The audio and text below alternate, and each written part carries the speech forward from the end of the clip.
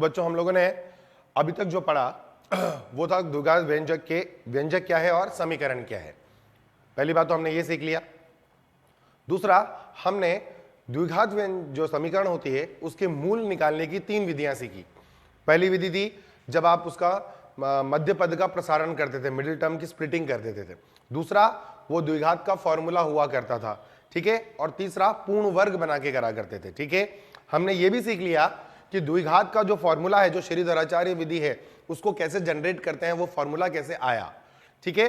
और साथ ही साथ हमने ट्रांसफॉर्मेशन ऑफ रूट्स भी सीखे थे कि अगर आपको कुछ रूट दे रखे हैं और आपको सममित मूल दिए गए हों तो आप उस समीकरण को कैसे निकाल सकते हो। इसमें हमने 2 बहुत महत्वपूर्ण चीजें सीखी थी। पहली कि x square minus sum of root into x plus product of root equal to 0 होता था। दूसरा, अगर आपको एक मूल अल्फा और बीटा दे रखे हैं तो अपन क्या करते थे, ax square plus bx plus c बराबर 0 को लिखा करते थे a ब्रैकेट में x minus alpha into x minus beta, वो a हम बाहर लगा देते थे, ठीक है। आज जो हम बात शुरू करेंगे वो बहुत ही इंपॉर्टेंट चीज से शुरू करेंगे। इसको हम बोलते हैं नेचर ऑफ रूट्स, यानी मूलों की प्रकृति। नेचर ऑफ रूट्स या मूलों की प्रकृति, ये हमको आज सीखना है, ठीक है। कि जो मूल आ रहे हैं, अब हम मूलों के बारे में बात करने लग गए, तो मूलों की प्रकृति कैसी होगी, ठीक है। यहां पर हर जो बिंदु है वो बहुत ही इंपॉर्टेंट है और उसे समझते हुए चलना है, ठीक है। सबसे पहली बात, ये सब जानते हैं, यदि किसी द्विघात समीकरण का d ग्रेटर देन 0 हो, d तो समझते हैं ना, d क्या होता है, b स्क्वायर माइनस 4ac, ठीक है। यदि किसी द्विघात समीकरण का d धनात्मक आ जाए तब द्विघात समीकरण के मूल वास्तविक तथा भिन्न होंगे, वास्तविक तथा भिन्न होंगे। ये 10th क्लास में आपने बहुत अच्छे से पढ़ रखा है, सब बच्चों को ये याद होता है। ये तो हर एक बच्चे को याद है जिसने 10th क्लास पास कर रखी है, ठीक है। इसमें नया क्या है वो मैं बताऊंगा अभी आपको। दूसरा नियम इसी में आता था कि यदि किसी द्विघात समीकरण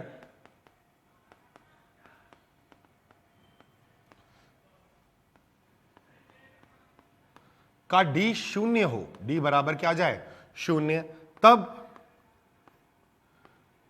द्विघात समीकरण के मूल द्विघात के मूल कैसे होंगे, वास्तविक होंगे, व समान होंगे। ये भी हमें याद है, इसमें नया कुछ नहीं है, ये सब 10th वाला ही बता रहा हूं मैं। यदि किसी द्विघात समीकरण का d ऋणात्मक हो जाए, ठीक है, तब द्विघात के मूल काल्पनिक होंगे, या हम इसको और अच्छे से बोले, हम बोले अवास्तविक होंगे, अवास्तविक होंगे, ठीक है जी। ये 3 नियम हमने अच्छे से पढ़ रखे हैं। अब देखो बेटा क्या होता है कि जब आप किसी द्विघात समीकरण का, मान लो आपके पास एक द्विघात समीकरण दी है मैंने, और मैंने आपसे बोला कि द्विघात समीकरण है ax square plus bx plus c बराबर 0, और फिर से अपने दिमाग में क्या चलाना है कि a शून्य नहीं है और abc belongs to real number है। बेटा ये तो याद रख लें द्विघात समीकरण के केस का, ठीक है। ये दे रखे हैं साहब। अब आपसे मैंने बोला कि अगर ये द्विघात समीकरण है तो इसके मूलों के बारे में हमें कुछ जानकारी मिल सकती है, कैसे, यदि हम उसका d निकाल लें। अब d है क्या, d तो होता है b स्क्वायर माइनस 4ac। अब अगर आप b स्क्वायर माइनस 4ac निकालते हैं किसी द्विघात समीकरण का तो 3 ही स्थितियां बन सकती हैं, या तो d धनात्मक आएगा, या तो डी शून्य आएगा और या तो डी ऋणात्मक आएगा। इन तीन के अलावा और कोई केस नहीं बन सकता। सही बात। अब हम ये बात कर रहे हैं कि अगर डी धनात्मक है तो द्विघात के जो मूल आएंगे वो वास्तविक आएंगे तथा भिन्न आएंगे। ठीक है, क्यों आएंगे साहब? अपन ने लिख लिया, ऐसी बात थोड़ी कि लिख दिया और अपन ने मान लिया, ऐसा नहीं होगा ना। हमको सीखना पड़ेगा कि आखिर क्यों होता है ऐसा। ठीक है, और द्विघात के कितने मूल आने वाले हैं ये निश्चित कर लो कि द्विघात के मूल कितने हैं। मूल हमेशा दो ही आएंगे हर केस में। इसमें भी मूलों की संख्या दो होगी, इसमें भी मूलों की संख्या दो होगी और इसमें भी मूलों की संख्या दो होगी, मगर x के मान पर निर्भरता दिए। यहां x के कितने मान होंगे? क्योंकि दो वास्तविक मान आ रहे हैं और दोनों अलग अलग आ रहे हैं, तो x के कितने मान हैं? मूल इसका वास्तविक है तथा भिन्न है, इस वजह से x के भी दो मान आ रहे हैं। यहां पर क्या हो रहा है कि जब d बराबर शून्य हो रहा है तो मूल वास्तविक है तथा समान है। इसका मतलब हमें x का मान कितना मिल रहा है? एक ही मान मिल रहा है। पर क्योंकि बहुपदीय व्यंजक ये बोलता है या बहुपदीय समीकरण ये बोलती है कि जितनी डिग्री उतने मूल, तो हमको बोलना तो क्या पड़ेगा कि द्विघात के मूल कितने होंगे? दो ही होंगे। लेकिन x के कितने मान आएंगे? एक आएगा, वास्तविक मान। अब यहां देखें कि d ऋणात्मक हो गया, तो मूल कितने हैं? अभी भी मूल तो दो ही हैं, लेकिन x के कितने वास्तविक मान हैं? शून्य। x का कोई वास्तविक मान इस समीकरण को शून्य नहीं कर सकता। x का अवास्तविक मान जरूर शून्य कर रहा है, पर कोई वास्तविक मान इसे शून्य नहीं कर रहा है। इसका मतलब x का कोई भी वास्तविक मान नहीं है। तो यहां x के मानों की संख्या शून्य, यहां x के मानों की संख्या एक और यहां x के मानों की संख्या दो। लेकिन हर केस में मूलों की संख्या कितनी रहेगी? दो ही रहेगी। तो प्रश्न में ध्यान से पढ़ना पड़ता है कि उसने मूल के बारे में पूछा है या x के वास्तविक मानों के बारे में पूछा है। इस पॉइंट को भी अपन अब लिखेंगे और उसको समझेंगे, लेकिन पहले मैं ये समझाने की कोशिश कर रहा हूं कि अगर d ग्रेटर देन 0 हुआ तो यही क्यों आया, d इक्वल टू 0 आया तो यही पॉइंट क्यों बना, और अगर d लेस देन 0 हुआ तो यही को पॉइंट क्यों बना। अब देखो बेटा, अगर अपन माने कि इसके मूल हैं तो मूल निकालने का जो सूत्र हमने सीखा था वो श्रीधराचार्य में था, minus B plus minus under root of B square minus 4ac upon 2a। ये फॉर्मूला हम निकाल चुके हैं। ठीक है ना। अब आपसे मैं क्या बोलता हूं, पहला केस लेते हैं जब d ग्रेटर देन 0 था। फर्स्ट केस में मैंने बोला d ग्रेटर देन 0 है आपका। अब अगर d ग्रेटर देन 0 है तो क्या वर्गमूल के अंदर की संख्या धनात्मक है?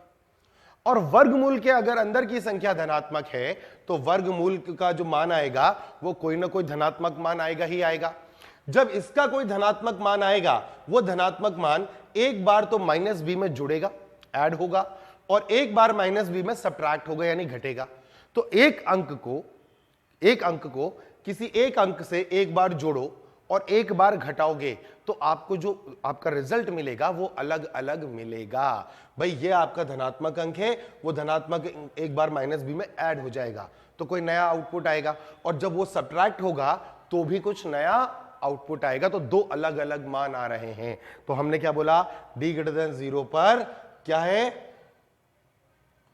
d ग्रेटर देन 0 पर मूलों की संख्या कितनी, d ग्रेटर देन 0 पर मूलों की संख्या 2 और x के वास्तविक मान कितने? तो आप बोलोगे सर x के वास्तविक मान भी कितने? 2, क्योंकि दोनों x के अलग अलग मान आए। एक मान 4 आया तो दूसरा 6 आया, जो भी होगा जैसे भी आएगा। ठीक है, मतलब अगर एक मान 4 आया तो दूसरा मान 4 नहीं है, 4 के अलावा कोई भी वास्तविक अंक आ सकता है। ठीक है, दूसरा केस अपन पकड़ते हैं जब आपका d greater than 0, d equal to 0। बेटा सेकंड केस में जब आपने बोला कि साहब d बराबर मेरा 0 है, d बराबर 0 होने पर आप देखें कि क्या होगा। इस केस में आपका ये जो अंडर रूट के अंदर के अंक है वो शून्य हो गया। बी स्क्वायर माइनस 4ac क्या हो गया, शून्य। शून्य का रूट भी कितना, शून्य। अब शून्य को एक बार आप माइनस बी में जोड़ लो और एक बार शून्य को माइनस बी में घटा लो, कोई अंतर नहीं आएगा। तो क्या हुआ कि जो x का मान आया वो एक ही आया। तो अपन क्या बोलेंगे यहां पर कि मूलों की संख्या कितनी है, अभी भी मूलों की संख्या तो 2 ही है, लेकिन x का वास्तविक मान कितने आए, वो आए 1। क्यों? क्योंकि वो 0 पर प्लस करना है और माइनस करना है किसी अंक को, तो कोई फर्क नहीं पड़ेगा उस अंक पर। तो आप बोलोगे कि मूलों की संख्या तो 2 रहेगी सर, पर आपका जो मान आएगा, x का वास्तविक मान आएगा वो 1 आएगा। अच्छा वो क्या आएगा वो भी बता देता हूं, वो आएगा -b/2a ही आएगा। वो जो मान आने वाला है x का मान, वो x का मान x बराबर -b/2a ही आने वाला है, ये भी ध्यान रखेंगे। ठीक है, एक और बात इसके लिए आपको ध्यान रखना है, वो क्या कि जब ये केस बना है इसका मतलब द्विघात समीकरण पूर्ण वर्ग है। क्या है? पूर्ण वर्ग है, तभी उसका x का एक ही मान आ रहा है। मूल लेकिन कितने रहेंगे बेटा? 2 ही रहेंगे। तो अगर आपका कभी d बराबर 0 हो जाए, आप कभी द्विघात समीकरण सॉल्व कर रहे हैं और आपको उसका d क्या मिल गया? 0 मिल गया, तो मान लेना कि वो द्विघात समीकरण क्या बन रही है? अपने आप पूर्ण वर्ग बन रही है, उसमें आपको कुछ जोड़ना और घटाना नहीं पड़ेगा। दूसरा, उसका जो मान आने वाला है, जो मूल आने वाला है, मूल आएंगे कितने? 2 आएंगे, पर x का वास्तविक मान क्या आएगा? वो मान आएगा -b/2a आएगा। तो आप फटाफट बोलेंगे कि x का वैल्यू क्या होगा? -b/2a, और हम बोलेंगे मूल वास्तविक है तथा समान। मतलब अगर एक मूल 4 आया तो दूसरा मूल भी कितना आएगा? 4 आएगा। ठीक है, तीसरा केस आप देखें जो अपन करने वाले हैं। तीसरे केस में मैंने बोला इसका d क्या आ गया बेटा? ऋणात्मक आ गया। अच्छा, अब d ऋणात्मक आ गया तो क्या करें? d ऋणात्मक आ गया तो वर्गमूल के अंदर की संख्या कैसी हो गई? ऋणात्मक। अभी हम जब से हम पढ़ रहे हैं तब से हम ये सीखते आ रहे हैं और समझाते आ रहे हैं कि वर्गमूल के अंदर ना तो कोई ऋणात्मक संख्या आ सकती है और न ही वर्गमूल ऋणात्मक संख्या दे सकता है। जब तक हम किसकी बात कर रहे हैं? वास्तविक अंकों की बात कर रहे हैं। अगर हम समिश्र संख्याओं में चले जाएंगे तो आयोटा बन सकता है, लेकिन हम यहां जो बात कर रहे हैं उसमें हम सिर्फ किसकी बात कर रहे हैं? x के वास्तविक मानों की बात कर रहे हैं। तो वास्तविक मान का जैसे ही हमने रेफरेंस ले लिया, अगर हम x के वास्तविक मानों के कॉन्टेक्स्ट में बात करेंगे तो हम साफ तौर पर बोलेंगे कि हमारे वर्गमूल के अंदर ऋणात्मक अंक नहीं आ रहा। पर यहां तो हम बोल रहे हैं कि ऋणात्मक अंक आ गया। ऋणात्मक अंक आ गया, इसका मतलब क्या होगा? इसका मतलब मूल जो आएंगे वो अवास्तविक आएंगे, वो x प्लस आयोटा y के रूप में आएंगे, समिश्र संख्याओं के रूप में आएंगे। तो अभी भी मूलों की संख्या कितनी रहेगी? 2। लेकिन x के कितने वास्तविक मान आएंगे? तो आप बोलोगे कि सर x का वास्तविक मान क्या हो गया? 0 हो गया। अगर अपन समझे कि अगर d ग्रेटर देन 0 है तो आपका ये वाला रहेगा। मूल निकालने का तरीका d इक्वल टू 0 रहेगा, तो ये रहेगा। d लेस देन 0 हो गया तो आपका ये वाला बन जाएगा। तो अगर अपन को ये टेबल याद है तो ये तो खैर हमें याद ही था, पर हमको अब ये कारण भी याद है क्योंकि श्रीधराचार्य फॉर्मूला हमने पढ़ लिया। तो श्रीधराचार्य में ये जो d है, ये d ही ये डिसाइड करता है कि आपका मूल कैसे आने वाला है। वास्तविक आने वाला है, काल्पनिक आने वाला है, समान आने वाला है या भिन्न आने वाला है। ठीक है, और उसके हिसाब से हम मूलों को निकाल सकते हैं।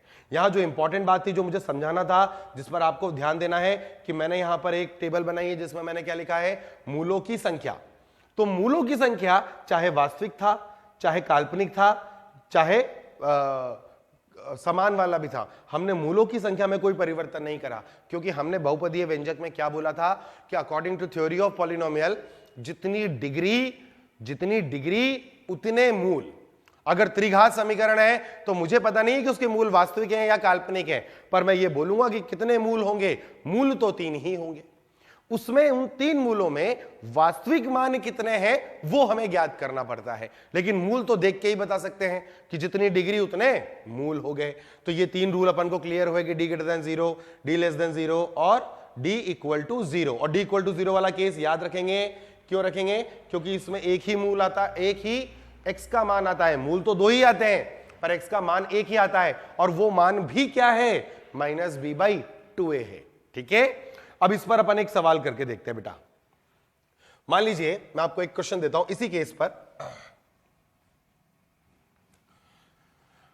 मैं आपसे कहता हूं क्वेश्चन है, यदि समीकरण bx square plus b minus C into x plus b minus C minus A is equal to 0 के मूल वास्तविक हैं, तब ax square plus 2bx plus B बराबर 0 के मूलों के बारे में बताएं। क्वेश्चन ये है कि ये समीकरण जो दे रखा है इसके मूल तो हमने क्या मान लिए हैं कि वो वास्तविक है, तब हमको x square plus 2bx plus B बराबर 0 के मूलों के बारे में बात करनी है। ठीक है, अच्छा अब एक पॉइंट समझे बेटा, बहुत अच्छे से पॉइंट समझे, इसको मैं अभी लिखवाऊंगा अभी। यदि प्रश्न सिर्फ यह कहे कि मूल वास्तविक हैं, ठीक है, अपना चौथा पॉइंट भी आएगा नेचर ऑफ द रूट्स में, पर मैं अभी पहले बता रहा हूं, अगर मैं सिर्फ यह कहूं कि आपका मूल कैसा है, वास्तविक है, ठीक है, अगर वास्तविक है तो फिर हम ये तो बोल पाएंगे ना कि हो सकता है कि वो समान हो मूल, और हो सकता है कि वो भिन्न भी हो। जब मुझे पता नहीं है तो मैं दोनों केस एक साथ लेता हूं। तो मैं इस प्रश्न को हल करते वक्त क्या करता हूं, मैं पहले बोलता हूं चूंकि मूल वास्तविक है, ठीक है, चूंकि मूल क्या है, वास्तविक है, अतः जो समीकरण हमें दी गई है उसका d ग्रेटर देन और इक्वल टू 0 होगा। बोलो सही बात, क्योंकि d ग्रेटर देन 0 पर भी मूल वास्तविक थे, हाँ भिन्न थे वो अलग बात है, और d इक्वल टू 0 पर भी मूल वास्तविक थे, और प्रश्न में बोला भी है कि मूल क्या है, वास्तविक है, तो हमने क्या बोल दिया कि d ग्रेटर देन और इक्वल टू 0 है। ठीक है, अब अगर इसका d निकालेंगे तो क्या बनेगा बेटा, इसका d बनेगा b माइनस सी का होल स्क्वायर माइनस 4 इंटू, यहां पर आ गया b और यहां आ गया b माइनस सी माइनस ए, और ये ग्रेटर देन इक्वल टू 0 है। जरा इसे खोल लें, क्या बन जाएगा फटाफट, b square plus C square minus 2bc minus 4 into, यहां जाएगा b स्क्वायर माइनस का bc और माइनस का ab, और ये आ गया आपका ग्रेटर देन इक्वल्स टू 0। इसे और सॉल्व करेंगे तो बनेगा b square plus C square minus 2bc minus का 4b स्क्वायर प्लस का 4bc और आपका आ जाएगा प्लस का 4ab ग्रेटर देन और इक्वल्स टू 0। ठीक है, यहां तक की बात हमारी क्लियर हुई। अब जरा यहां देखें, यहां लिखा है माइनस का 2bc और यहां क्या लिखा है प्लस का 4bc, तो ये क्या बन जाएगा, ये बनेगा b square plus C square plus 2bc। ठीक है जी, इतना तो अपन ने अलग कर लिया, और प्लस लेकर के मैं लिख सकता हूं 4ab और माइनस का b स्क्वायर माइनस का 4b स्क्वायर। ठीक है, और ये भी आ रहा है मेरा ग्रेटर देन इक्वल टू 0। ठीक है, यहां पर देखें तो क्या बना, b प्लस सी का whole square plus 4ab minus 4b square greater than equal to 0। ये हमारे पास एक रिलेशन आ गया जिसके बारे में हमें बात करनी है। ठीक है, अच्छा जिस द्विघात के बारे में हमें के मूलों के बारे में हमें बात करना है, यदि मैं उसका डिस्क्रिमिनेंट निकालूं इस वाले का, तो इसका डिस्क्रिमिनेंट किसका, ax square plus 2bx plus b बराबर 0 का d निकालते हैं, तो d निकालेंगे तो क्या बनेगा 4b स्क्वायर माइनस 4ab। अब इसके बारे में हमें कोई बात करनी है, समझ में आ रही है मेरी बात।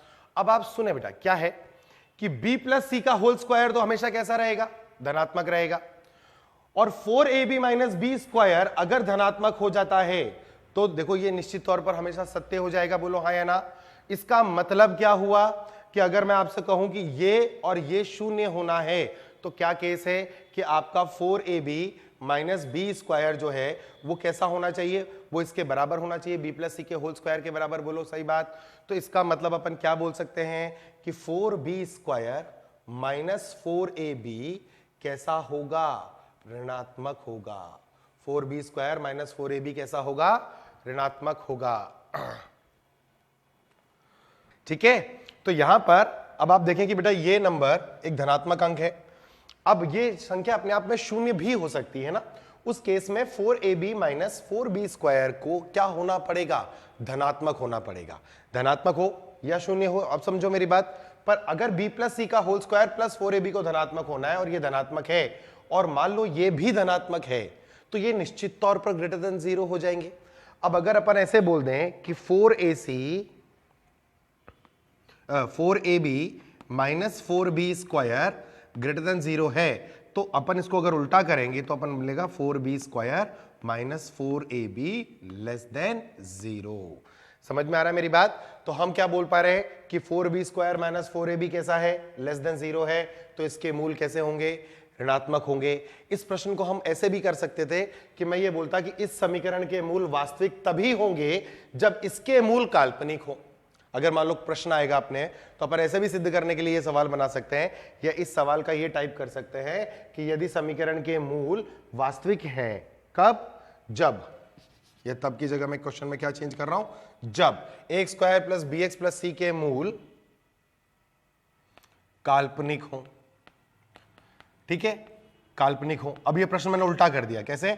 अब मैं जब प्रश्न शुरू करूंगा तो मैंने बोला कि मूल काल्पनिक होंगे, कब होंगे, जब 4ab स्क्वायर माइनस 4ab कैसा हो, ऋणात्मक हो। अब 4b स्क्वायर माइनस 4ab अगर ऋणात्मक है तो आप देख सकते हैं कि b प्लस सी का whole square divide by 4ab minus 4b square क्या होगा, ग्रेटर देन इक्वल टू 0 होगा। ठीक है, तो ये हमने पढ़े 3 नियम अपने। अब आगे चलते हैं।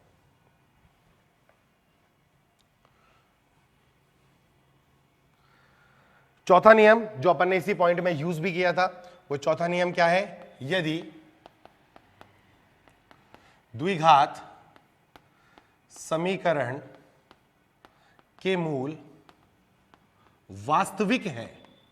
अब मैं ये नहीं बोल रहा हूं कि वो समान है या भिन्न है, वास्तविक हैं, तब d क्या होगा, ग्रेटर देन और इक्वल्स टू 0 होगा। क्योंकि अगर हम ये बोल रहे हैं मूल वास्तविक हैं, तो हम ये स्पेसिफाई नहीं कर रहे हैं कि मूल समान है या भिन्न है। तो अब हमको क्या करना पड़ेगा, हमको ये बोलना पड़ेगा कि समीकरण के मूल d अगर वास्तविक हैं तो सिर्फ d ग्रेटर देन और इक्वल टू 0 होगा। आगे अपने आप कंडीशन अपने आप रेक्टिफाई करेगी, हमको सोचने की जरूरत नहीं है। ठीक है, हमको पहले से कुछ नहीं सोचना है, जो प्रश्न में दिया गया है, जैसे दिया गया है, हम उसको वैसे ही हल करते हुए चलेंगे। ठीक है, तो अभी तक हमने नेचर ऑफ द रूट्स में कितने पॉइंट पढ़े, 4, d greater than 0, d equal to 0, d less than 0, और एक और स्पेसिफिक केस पढ़ा हमने कि अगर मूल वास्तविक हैं तो d ग्रेटर देन और इक्वल टू 0, ये केस हो जाता है। ठीक है, अब अपने चलते हैं अपने पांचवें पॉइंट पर। पांचवा पॉइंट क्या कहता है, यदि किसी द्विघात समीकरण ax square plus B X plus C बराबर 0, ब्रैकेट आपको याद ही है, मैं फिर लिख रहा हूं, a इज नॉट 0 और a b c belongs to real number का एक मूल क्या है, शून्य है, का एक मूल क्या है, शून्य है, तब c बराबर 0 होगा, c बराबर 0 होगा। अगर किसी द्विघात समीकरण का एक मूल शून्य है, यानी वो द्विघात समीकरण शून्य से क्या हो रही है, सेटिस्फाई हो रही है। अब अगर शून्य से सेटिस्फाई होना है तो द्विघात को याद करो कि वो कैसे रूप में होती है, X square plus B X plus C के रूप में होती है। सी यहां पर क्या है, कांस्टेंट है। अब अगर मान लो कांस्टेंट जिंदा रह जाता, सी जिंदा रह जाता, सी अगर जिंदा रह जाता तो आप 0 डालते तो ये वाला 0 हो जाता, ये वाला भी क्या बन जाता, 0 बन जाता, और कांस्टेंट कभी भी 0 के बराबर नहीं होता है। कब तक, जब तक c स्वयं क्या ना हो जाए, शून्य। तो हमने इसका नियम क्या बनाया कि यदि किसी द्विघात समीकरण का एक मूल शून्य है तब उसका c क्या होगा, शून्य होगा। अब ये बात को मैं थोड़ा और बढ़ा के बोलता हूं, ठीक है, किसी भी बहुपदीय व्यंजक का यदि एक मूल शून्य है, यदि किसी भी बहुपदीय व्यंजक का एक मूल शून्य है तो उसके अंदर कांस्टेंट टर्म नहीं होगा। समझ में आ रही मैंने क्या बोला, मैंने क्या बोला कि किसी भी बहुपदीय में, सिर्फ द्विघात की बात नहीं कर रहा, वो चाहे रेखीय हो, द्विघात हो, त्रिघात हो, चतुर्थघात हो, 5 घात हो, 100 घात हो, उससे कोई फर्क नहीं पड़ता। यदि उस समीकरण का एक मूल शून्य है तो उसमें कांस्टेंट टर्म नहीं आ सकता, तो हर केस में उसका c क्या हो जाएगा, 0 हो जाएगा। दूसरा, जितनी बार आपके मूल शून्य आते जाएंगे ये पीछे से अपने आप को 0 करता चलता है, अपने गुणांकों को। यानी अगर मैं छठा पॉइंट बोलूं, समझना आप मेरी बात, तो यदि किसी द्विघात समीकरण ax square plus B X plus C बराबर 0, फिर से वही कंडीशन ये कंडीशन मैं बार बार इसलिए बता रहा हूं कि कभी ना कभी तो आपके मस्तिष्क पटल पर ये छप ही जाएगा। यदि किसी द्विघात समीकरण ax square plus B X plus C बराबर 0 के दोनों मूल शून्य है, तब पीछे से शून्य करना शुरू करो। तो सी तो शून्य होगा ही होगा, साथ ही साथ बी को भी क्या होना पड़ेगा, शून्य होना पड़ेगा। तो आप बच्चे बोलेंगे कि सर अगर 3 मूल शून्य हो जाते तो क्या ए भी शून्य हो जाता?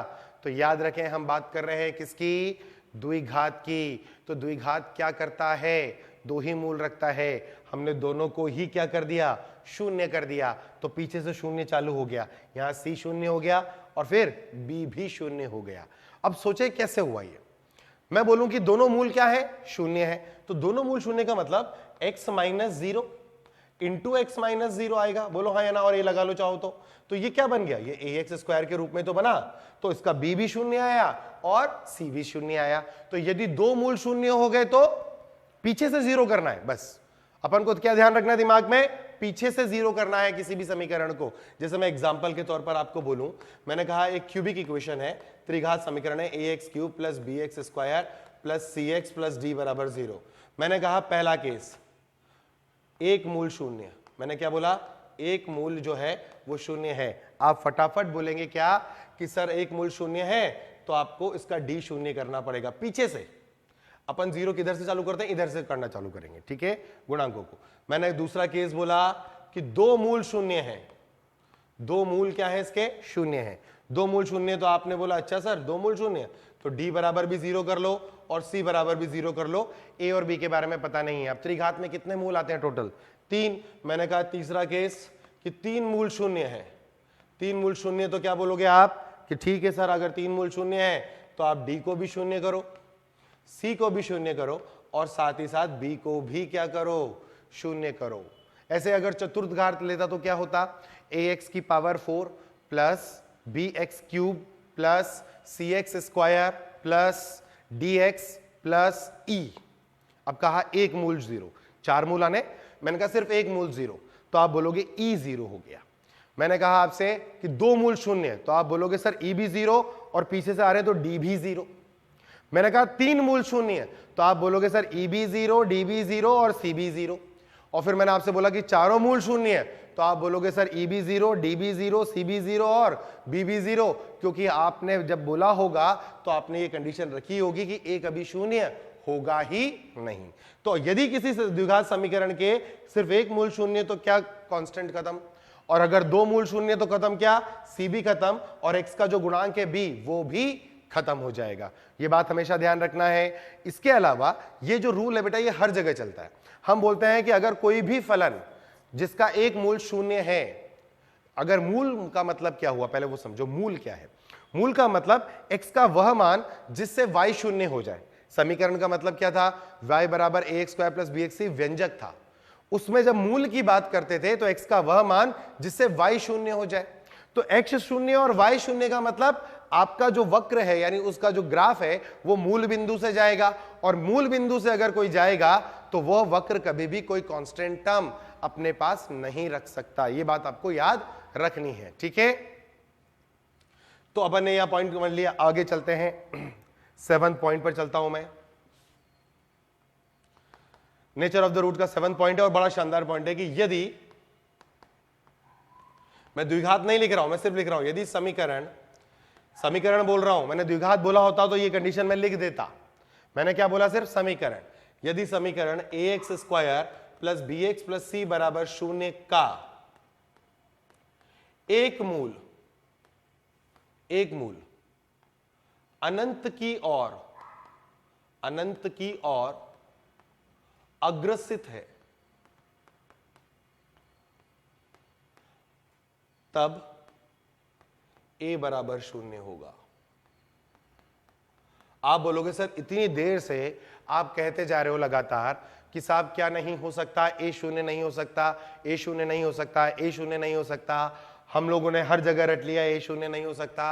अब आप एक पॉइंट में आके बोल रहे हो कि साहब a शून्य हो सकता है। तो सुनो बेटा, वास्तविक संख्याएं क्या थी, वास्तविक संख्याएं थी माइनस अनंत से प्लस अनंत के बीच की संख्याएं।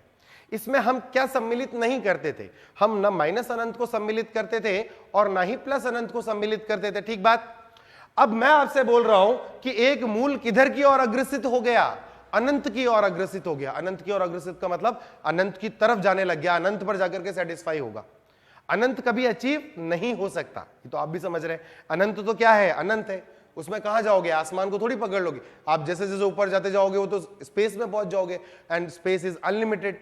तो मैंने आपको बोला कि अगर हम ये माने कि एक मूल अनंत की ओर अग्रसित है, प्रश्न ने बोल दिया ऐसा, तो हम क्या बोलेंगे कि फिर वो जो समीकरण है वो द्विघात नहीं है, उसका ए ही शून्य होगा। और इसी रूल को मैं आगे बताता हूं ताकि मैं दोनों पॉइंट आपको समझाऊं, या मैं एक ही पॉइंट पहले समझा लेता हूं। मैंने कहा जैसे मान लो आपके पास एक द्विघात मैंने आपको दे रखी है बेटा, A X square plus B X plus C. मैं ये समीकरण के बारे में बात नहीं कर रहा, मैंने कहा एक समीकरण मुझे दे रखा है, ठीक है, ये द्विघात है या नहीं है मुझे पता नहीं। मैंने आपसे कहा क्या करो, x की जगह पर 1/t डाल दो, x की जगह पर क्या डाल दो, 1/t डाल दो, ठीक है।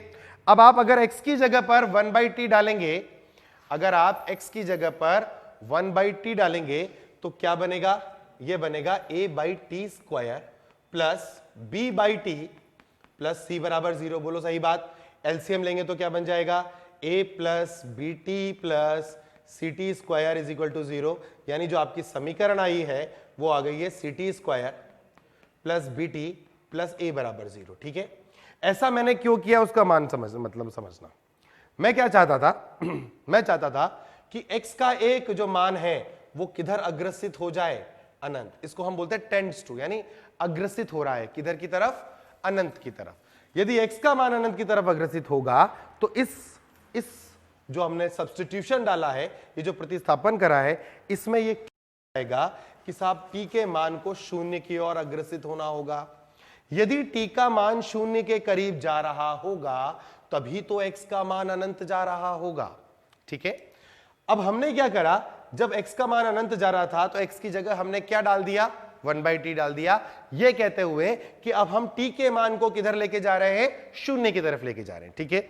तो आपने अपनी जो इक्वेशन थी उसको बदल लिया, इक्वेशन बन के आ गई C T square plus B T plus A. यहां पर जो समीकरण के जो मूल आने वाले हैं वो किसका मान होगा, वो समीकरण का जो मूल होगा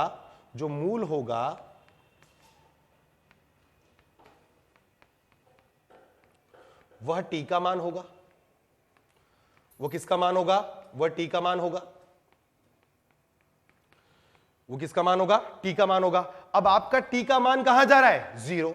तो अपन ने अभी नंबर 5 क्या पढ़ा था कि यदि किसी समीकरण का मूल शून्य हो रहा है तो उसको क्या बनना पड़ेगा, उसको अपने पीछे से कांस्टेंट को 0 करना पड़ेगा। तो t अगर शून्य हो रहा है तो इसमें कांस्टेंट टर्म क्या, ये द्विघात किस में आई है, ये द्विघात जो आ रही है ये t में आ रही है, और t का एक मूल क्या बन रहा है, शून्य। तो ये अपने कांस्टेंट को 0 करेगा। और इस समीकरण का कांस्टेंट कौन दिख रहा है तुम्हें, इसका कांस्टेंट दिख रहा है a, तो हम लिखने वाले हैं a बराबर 0।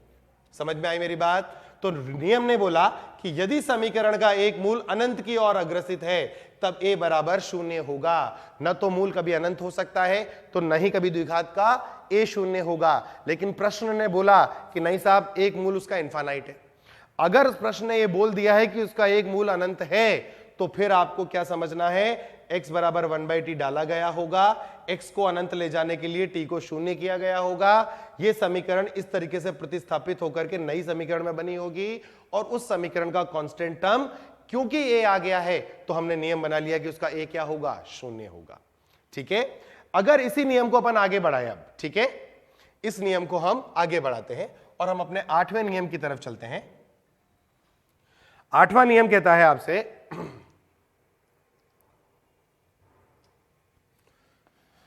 लॉजिकली अपन बात कर रहे हैं कि यदि समीकरण A X square plus B X plus C बराबर 0 के दोनों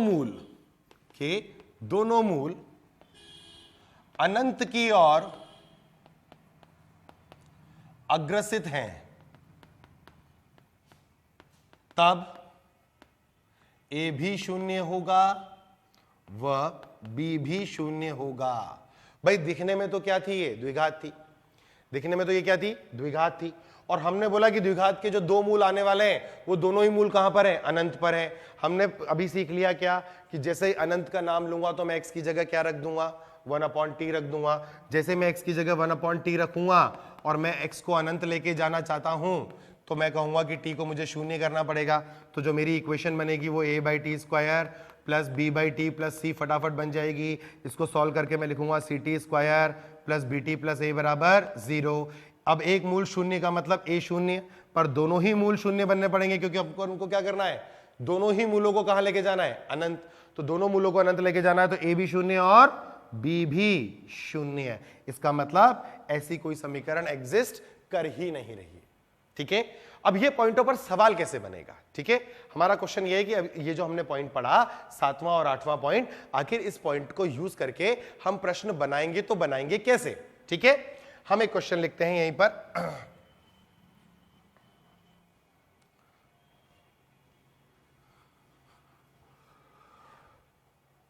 मेरा क्वेश्चन है, यदि समीकरण 2a plus 1 into x square plus 3b plus 2a into x plus 1 बराबर 0 के दोनों मूल अनंत की और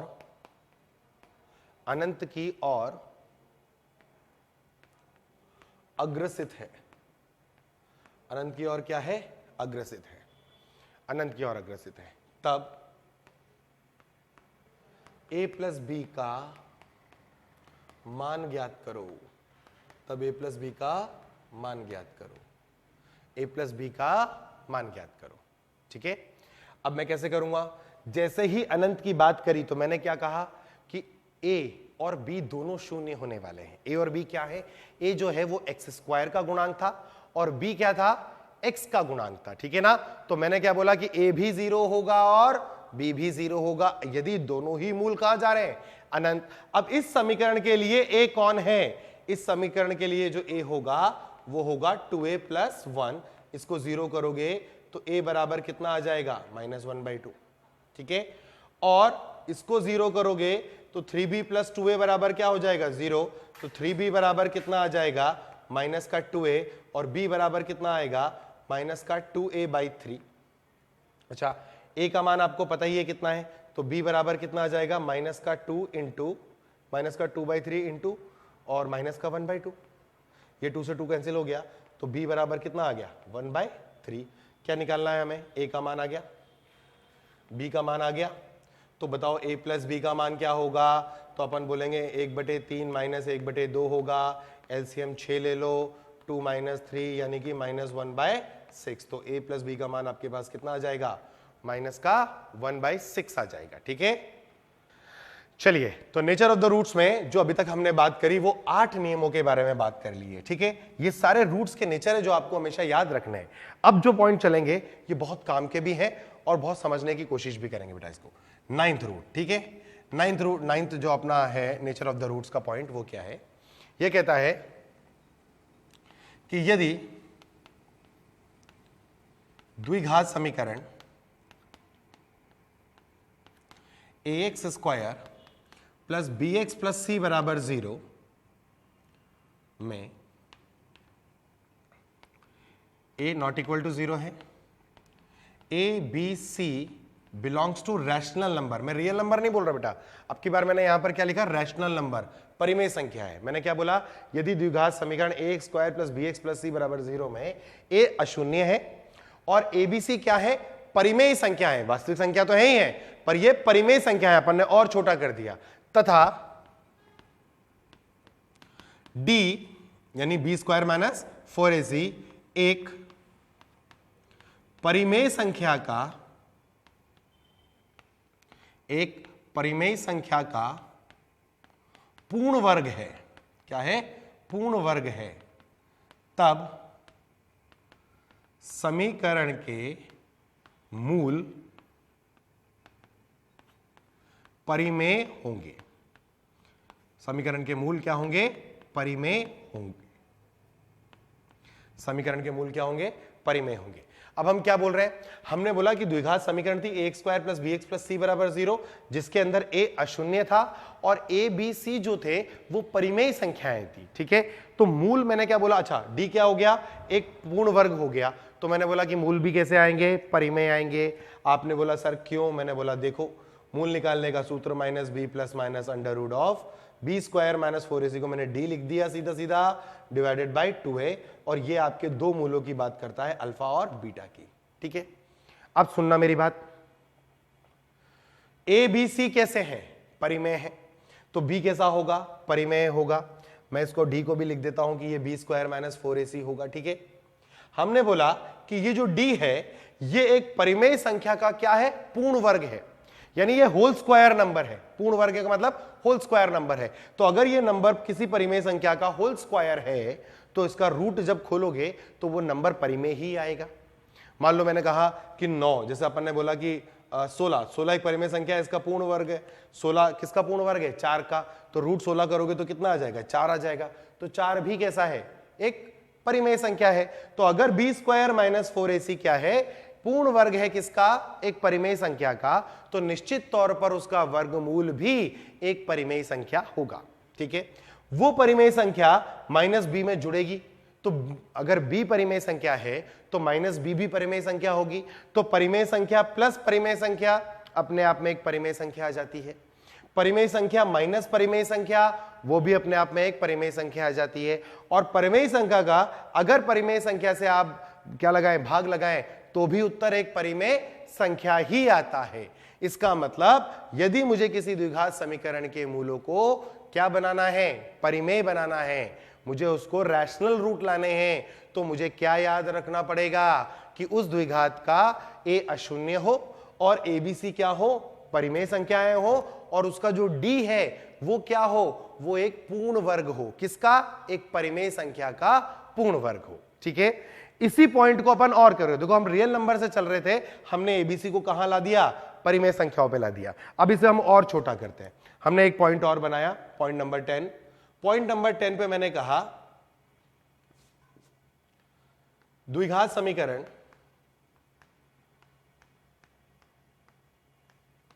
ax square plus bx plus c बराबर 0, जहां a नॉट इक्वल टू 0 है, और abc अभी मैं थोड़ी देर के लिए क्या बोल रहा हूं?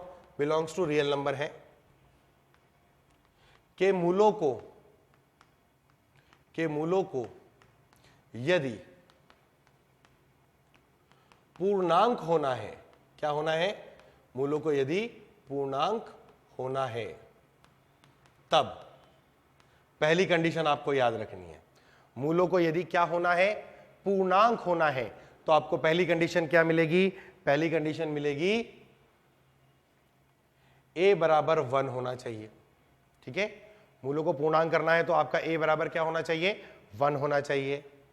ठीक है, b c इंटीजर होने चाहिए। b और c क्या होना चाहिए? खुद पूर्णांक अंक होने चाहिए। तो a बराबर 1, b और c इंटीजर। ठीक है, और दूसरा केस है कि आपका d किसी परिमेय संख्या का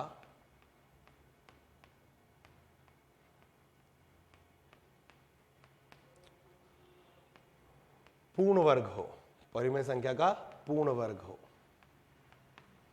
यानी मैं क्या बोल रहा हूं?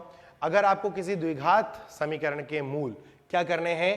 पूर्णांक लाने हैं, इंटीजर लाना है, तो आपको दो कंडीशनें मैच करानी पड़ेगी एक साथ। वो क्या है?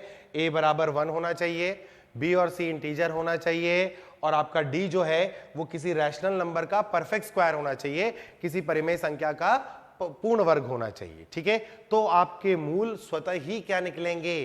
पूर्णांक निकलेंगे। ऐसा क्यों कह रहा हूं मैं? देखो बेटा, a बराबर 1 रख दिया। अगर आप देखो यहां पर आपका जो सूत्र है, इस सूत्र को मैं फिर से लिख लेता हूं, minus B plus minus under root of, अब बी स्क्वायर माइनस a को आपने 1 रख लिया तो B square minus 4c upon 2, a के वैल्यू 1 है इसलिए 1 लिख लिया अपने 2 इंटू 1। ये अपना सूत्र होगा जो हमको क्या निकाल के देगा? हमको दो रूट निकाल के देगा, एक रूट अल्फा और एक रूट बीटा। अब आपने तो बोल दिया कि d क्या है? एक परिमेय संख्या का पूर्ण वर्ग है। ठीक है, अब आप समझो, जैसे मैंने क्या करा, मैंने डी लिया, या जो ए और बी, ए तो अपन ने 1 नहीं रखा है, मान लो मैंने बी ले लिया एक सम संख्या, और सी भी क्या ले लिया, एक सम संख्या, और सम संख्या भी कैसी, इंटीजर। सम संख्या लिया है, सम इंटीजर है ना, इवन इंटीजर, तो इवन इंटीजर का स्क्वायर इवन होगा, सम संख्या का वर्ग सम संख्या होगा, सम संख्या इंटू 4 भी सम संख्या होगा। अच्छा, अब सम संख्या माइनस सम संख्या करोगे और ये पूर्ण वर्ग बनना चाहिए, तो पहली बात तो ये कि सम संख्या माइनस सम संख्या ही होती है, और वो सम संख्या कोई पूर्ण वर्ग होना चाहिए, ये भी बात क्लियर। और पूर्ण वर्ग का जब अपन वर्गमूल लेंगे तो सम संख्या का वर्गमूल सम संख्या ही आएगा। सम संख्या अगर पूर्ण वर्ग में दे रखा है, अगर आपके पास एक इवन इंटीजर है जिसका आपने स्क्वायर किया, फिर आप उसे रूट करोगे तो आपको इवन मिलेगा। वो सम संख्या जब भी सम संख्या से जुड़ेगी तो भी सम संख्या से घटेगी तो भी सम संख्या, और हर सम संख्या 2 से कैसी होती है, विभाजित। तो आपका जो मूल आएगा वो कैसा आएगा, इंटीजर आएगा। तो अगर कोई आपसे बोले कि मूल परिमेय लाना है, देखो पूर्णांक जो है वो परिमेय का ही एक छोटा भाग होता है, तो वहां पर सिर्फ एक चीज का ध्यान रखना था, क्या, कि एबीसी आपके क्या होने चाहिए, पूर्णांक परिमेय संख्या। उस केस में देखो आप, एबीसी सिर्फ क्या होना चाहिए था, परिमेय संख्या, और डी आपका क्या होना चाहिए था, perfect square of a rational number. कब, जब हमें रूट कैसे लाने हैं, रैशनल। तो याद करो, रैशनल लाना है तो एबीसी को भी रैशनल रखना है, और जो डी आ रहा है वो भी क्या होना चाहिए, किसी रैशनल नंबर का परफेक्ट स्क्वायर होना चाहिए, ठीक है। जब मुझे रूट इंटीजर लाना है, मतलब परिमेय से थोड़ा और छोटा कर रहे हैं, हम अपने डिस्कशन को और छोटा करने की कोशिश कर रहे हैं कि आपको मूल कैसे लाने हैं, पूर्णांक लाने हैं, तो एबीसी को इंटीजर तो होना चाहिए था।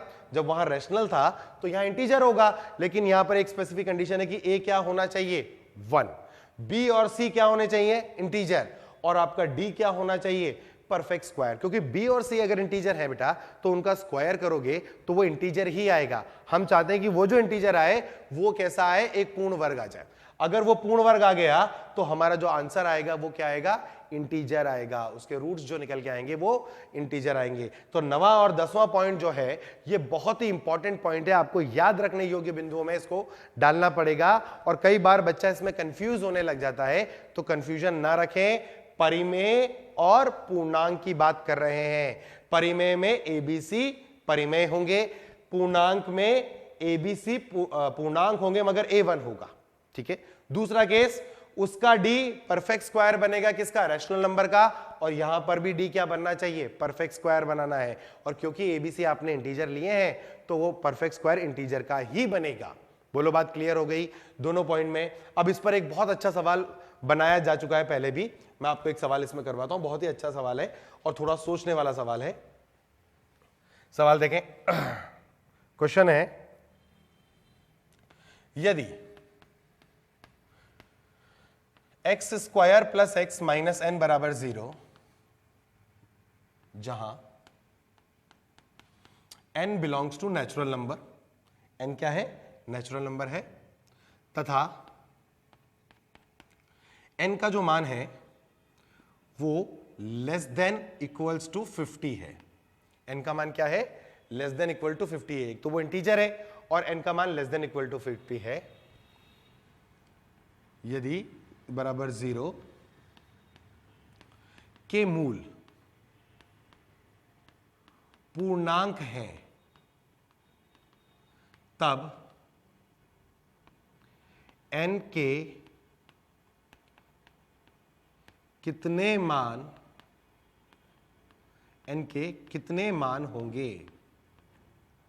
ये नहीं पूछ रहा है कि n क्या होगा, ये पूछ रहा है n के कितने मान, नंबर ऑफ n कितने होंगे, n के ऐसे कितने मान हैं जो इस समीकरण के मूल को क्या बना पाए, पूर्णांक बना पाए, ठीक है। अब जैसे ही मेरे जहन में या मैंने प्रश्न में पढ़ा कि साहब ये समीकरण क्या करना चाहती है, अपने मूलों को क्या बनाने की कोशिश कर रही है, पूर्णांक बनाने की कोशिश कर रही है। अब अगर ये अपने आप को पूर्णांक बनाना चाहती है तो फिर कंडीशन क्लियर है, क्या, कि भाई साहब a बराबर 1 होना चाहिए। पहला तो कंडीशन क्लियर है। अच्छा, a बराबर 1 दिख भी रहा है तो ये कंडीशन मैच भी हो गई। दूसरी कंडीशन क्या थी, भाई मैच हो गई यहां पर कंडीशन। दूसरी कंडीशन क्या थी, b और c को इंटीजर होना है, तो b तो 1 है और n भी उसने क्या बोला है, नेचुरल नंबर, प्राकृतिक संख्या।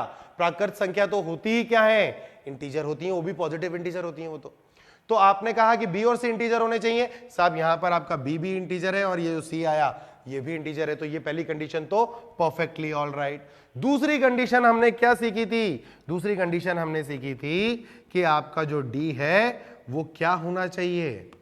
पूर्ण वर्ग होना चाहिए, पूर्ण वर्ग होना चाहिए।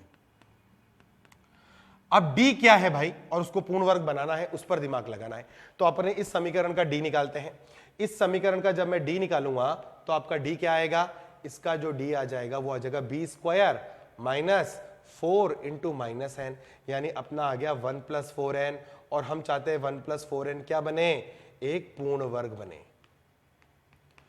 1 प्लस 4n क्या बने? पूर्ण वर्ग बने। और n के मान भी निश्चित है। n कहां पर है? एक तो नेचुरल नंबर है, तो नेचुरल नंबर स्टार्ट कहां से होता है? 1 से। मान कहां से छोटा है? 50 से छोटा भी है। तो अपन सबसे पहले क्या करते हैं, देखो n का मान मैंने 1 रखा, मेरा d, यही तो d है मेरा, तो बताओ d क्या बना? d बना 5, ये पूर्ण वर्ग तो नहीं है। n का मान 2 रखा, 4 दूनी 8 और 1 9, तो d बराबर 9 बन गया, और 9 क्या है? पूर्ण वर्ग है 3 का। साहब n का एक मान तो अपन ने चुन लिया। फिर मैंने n बराबर 3 रख के देखा फटाफट, d बराबर कितना हो गया? 13, ये भी पूर्ण वर्ग नहीं है। फिर मैंने n का मान 4 रख के देखा, d बराबर 17, ये भी पूर्ण वर्ग नहीं है। फिर मैंने n का मान 5 रख के देखा, d बराबर 21, ये भी पूर्ण वर्ग नहीं है। जैसे ही मैंने n का मान 6 रखा तो d बराबर आ गया 25, जो 5 का पूर्ण वर्ग है। अब देखो एक खासियत, देखो खास बात, जो पूर्ण वर्ग बना वो 9 यानी 3 का पूर्ण वर्ग बना। अगला पूर्ण वर्ग किसका बना? 5 का बना। तो पता नहीं क्यों मेरे मन में ये ख्याल आया कहीं अगला वर्ग 7 का तो नहीं है, 49, लेकिन मैं एक बार ट्राई कर लेता हूं। मैंने n का वैल्यू फटाफट डाल के देखा, कितना? 7। n का वैल्यू 7 डाला तो d का वैल्यू आपके पास कितना हो गया? 29, ये भी पूर्ण वर्ग नहीं है। n का वैल्यू आपने 8 डाला, d बराबर 32 यानी 33, ये भी नहीं है। n का वैल्यू 9, d का वैल्यू 37, ये भी नहीं है। n का वैल्यू 10, d का वैल्यू आपका आ जाएगा 41, ये भी नहीं है। n का वैल्यू 11, d आपका आ जाएगा, ये 41 आया, ये 45 आ गया, ये भी नहीं है। और जैसे ही आपने n का वैल्यू 12 डाला तो d बराबर आपको 49 मिला, जो कि पूर्ण वर्ग है। तो पूर्ण वर्ग का कंडीशन देखा बेटा, एक तो ये पूर्ण वर्ग बन रहा है मेरा, फिर एक n बराबर 6 वाली कंडीशन पर पूर्ण वर्ग बन रहा है, और ये पूर्ण वर्ग किसका बन रहा था? 3 का। ये पूर्ण वर्ग किसका बन रहा था? 5 का। ये पूर्ण वर्ग किसका बना जो मैंने सोचा था कि 7 का? तो अगला पूर्ण वर्ग में नंबर डाल के देखूंगा ही नहीं, अगला पूर्ण वर्ग मुझे मालूम है किसका बनेगा। 3 का बन चुका, 5 का बन चुका, 7 का बन चुका, तो अगला किसका बनेगा? 9 का बनेगा। 9 का मतलब 81। 81 लाने के लिए n की वैल्यू क्या रखूं? तो अगला आंसर मैं डायरेक्ट बोलता हूं, n बराबर 20 होगा। 20 इंटू 4 80 प्लस 1 81, यानी 9 का बन गया, और ये आपका d आ गया 81, तो ये भी पूर्ण वर्ग है। अब मैंने कहा कि किसका बना लिया मैंने? 9 का। तो अगला किसका बनेगा? अगला बनेगा 11 का। 11 का बनाना है तो 121 लाना है, तो n बराबर 20 के बाद क्या रखूं मैं? और एक और तरीका दिखाता हूं, देखो 2 से 6 तक जाने में कितने का अंतर आया आपके पास? 4 का। n बराबर 2 पर पहली बार इंटीजर बना था, n बराबर 6 पे दूसरी बार इंटीजर बना था, तो इन दोनों में जो गैप आया वो कितने का आ गया? 4 का गैप था। ठीक है, n2 से n6 में। फिर 6 से 12 में कितने का गैप आया? 6 का गैप आया। यहां से यहां तक जाने पर 4 का गैप था।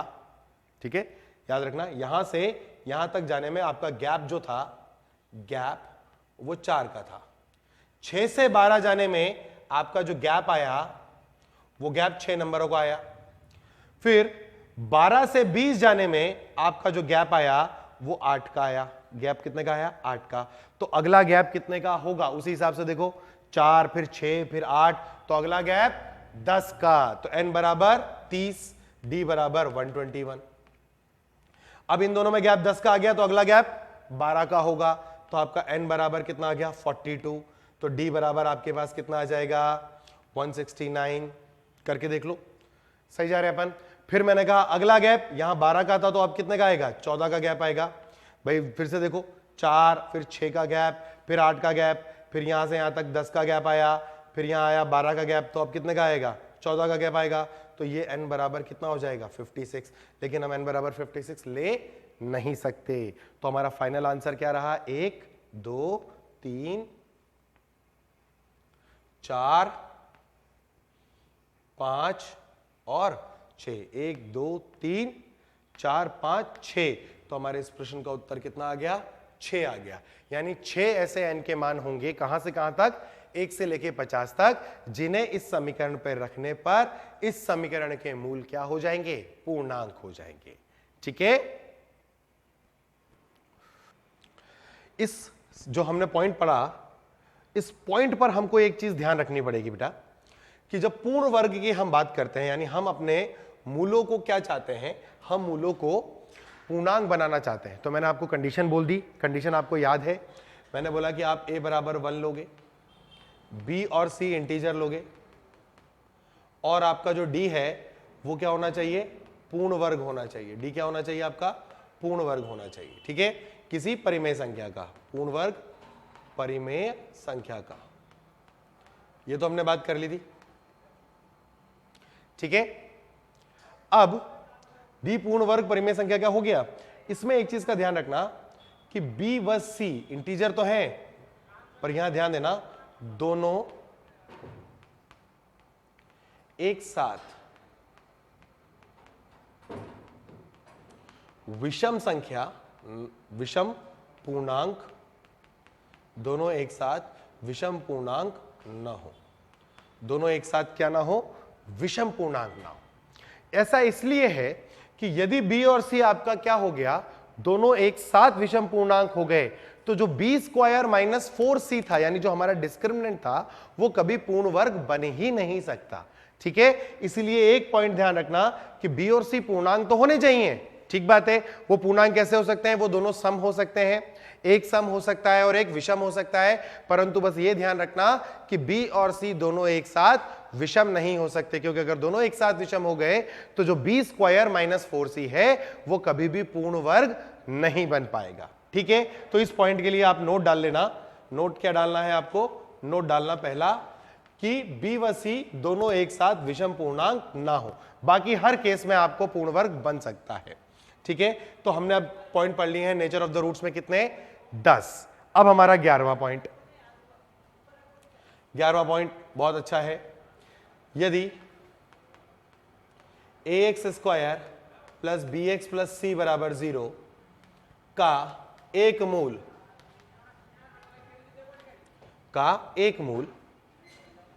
p प्लस रूट क्यू है, क्या है? p प्लस रूट क्यू है, तब दूसरा मूल p माइनस रूट क्यू होगा यदि a b c belongs to परिमेय संख्या। यदि आपका a b c परिमेय संख्या है, तो आपका अगर एक मूल p प्लस रूट क्यू होगा, तब दूसरा मूल p माइनस रूट क्यू होगा। इसके लिए कंडीशन की क्या जरूरत है? a b c belongs to rational number. हर बार ये ध्यान रखना है, एबीसी अगर रैशनल है तो अगर एक root p plus root Q है तो दूसरा p माइनस रूट क्यू होगा। ध्यान रखना है यहां पर भी p और q क्या है? p q belongs to rational number तथा q पूर्ण वर्ग न हो, पूर्ण वर्ग न हो। मालूम चला p q पूर्ण वर्ग ही रख दिया, तब तो बात ही नहीं बनेगी। ठीक है, इसका उल्टा भी सही है कि अगर एक मूल p माइनस रूट क्यू है तो दूसरा मूल क्या हो जाएगा? p प्लस रूट क्यू हो जाएगा। यह बिल्कुल सही है, लेकिन कंडीशन ध्यान रखना कि एबीसी को क्या होना पड़ेगा बेटा? परिमेय। ऐसा क्यों करा हमने? अगर हमें एक मूल दे रखा, देखो एक्स स्क्वायर माइनस, हम लोग जानते हैं sum of roots into x plus product of root is equal to 0। तो हमने पढ़ा था X square minus sum of root into x plus product of root equal to 0, मतलब मूलों का योग। अब देखो बेटा, एक्स स्क्वायर माइनस, अगर आपने एक मूल लिया p प्लस रूट क्यू, ठीक है, और अगर आपने दूसरा मूल लिया p माइनस रूट क्यू, ठीक है, इंटू एक्स, तो देखो क्या होगा कि रूट क्यू और रूट क्यू कट जाएंगे। अब हमने बोल दिया था कि क्यू क्या नहीं है? एक पूर्ण वर्ग नहीं है। तो जो इर्रेशनल नंबर है, अपरिमेय अंक है, उस अपरिमेय अंक को हमने मूलों के योग में काट दिया, और यहां जो p और p करके 2p बनेगा वो p कैसा होगा, एक परिमेय संख्या होगा। प्लस जब प्रोडक्ट ऑफ रूट करोगे तो आप लिखोगे p plus root Q into p minus root Q. अब p प्लस रूट क्यू अपन p माइनस रूट क्यू का मतलब x square minus 2px plus p square minus Q and that equals to 0। अब जरा ध्यान से देखें इस बात को, a आपका 1 है, वो भी परिमेय संख्या है, माइनस 2p भी एक परिमेय संख्या है, और p स्क्वायर माइनस क्यू भी क्या होगा, एक परिमेय संख्या ही होगा। तो हमने इस रूल को कैसे सीखा, हमने कहा कि अगर एक root p plus root Q है तो उसका दूसरा मूल p माइनस रूट क्यू होगा। कब होगा, जब abc कैसे हो, यानी जो गुणांक है वो कैसे हो, परिमेय हो। अगर गुणांक परिमेय नहीं है, गुणांक ही अपरिमेय था, तो अब मुझे रूट क्यू और रूट क्यू को काटने की आवश्यकता नहीं थी। इसीलिए ये कंडीशन याद कैसे करेंगे कि अगर एक मूल p प्लस रूट क्यू है तो दूसरा मूल p माइनस रूट क्यू ही होगा, मगर कब होगा, जब abc क्या हो, रैशनल हो। ऐसे ही अगला नियम अगर अपन देखें, पॉइंट नंबर 12 कहता है कि यदि ax square plus bx plus c बराबर 0 का एक मूल, ये बहुत इंपॉर्टेंट पॉइंट है बेटा, याद रखना है ये सब, एक मूल p प्लस आयोटा q के रूप में हो, आयोटा q के रूप में हो, जहां क्या है, जहां p और q जो है वो वास्तविक संख्याएं हैं आपकी। ये तो हम समिश्र संख्याओं में बात कर चुके हैं कि x प्लस आयोटा y में x को भी वास्तविक होना होता है और y को भी वास्तविक होना पड़ता है। तो हमने कहा अगर p और q आपके क्या है, वास्तविक संख्याएं हैं, और एक मूल आपका p प्लस आयोटा q यानी नॉन रियल रूट आ रहा है, तब दूसरा मूल p माइनस आयोटा q होगा। कब, जब a b c belongs to real number हो। अब द्विघात है तो a तो शून्य हो नहीं सकता, ठीक है ना, और a b c को क्या होना पड़ेगा, रियल। क्यों, जब आप जोड़ोगे बेटा तो p प्लस आयोटा क्यू और p माइनस आयोटा क्यू में कौन सा पद कट जाएगा। अगर अपन उसी फॉर्मूले से लिखें तो क्या लिखेंगे हम, x square minus sum of root, तो सम ऑफ रूट का मतलब p plus iota Q plus p minus iota Q into x. तो ये आयोटा क्यू और आयोटा क्यू कट जाएगा और p वास्तविक संख्या बन जाएगा। प्लस जब इनका गुणा करोगे तो बनेगा p square minus iota Q का whole square is equal to 0, यानी p square plus Q square. समीकरण क्या बन गया आपकी, X square minus 2px plus p square, और आयोटा स्क्वायर कितना होता है, -1, माइनस माइनस प्लस 1, तो p square plus Q square equal to 0। अब p और q आपने क्या बोल दिए थे कि वास्तविक अंक है, तो ये पूरे के पूरे गुणांक जो आ रहे हैं, a1 आ रहा है, b माइनस 2p आ रहा है और ये c आ रहा है, ये सब क्या हो गए, ये सब वास्तविक अंक हो गए। तो अगर आपको एक मूल p प्लस आयोटा q दिया है और आपको abc कैसे दे दिए गए हैं, वास्तविक दे दिए गए हैं, तो दूसरा मूल निश्चित तौर पर उसका p माइनस आयोटा q ही होगा। ठीक है।